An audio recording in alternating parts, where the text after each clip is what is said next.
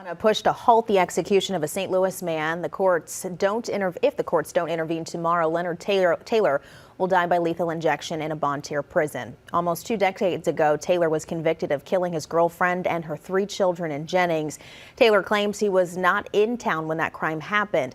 St. Louis County Prosecuting Attorney's Office reviewed his case this afternoon. The office released this statement saying in part, quote, "After thorough review and independent investigation, we decided that we would not be filing a motion to vacate the conviction and sentence in his case.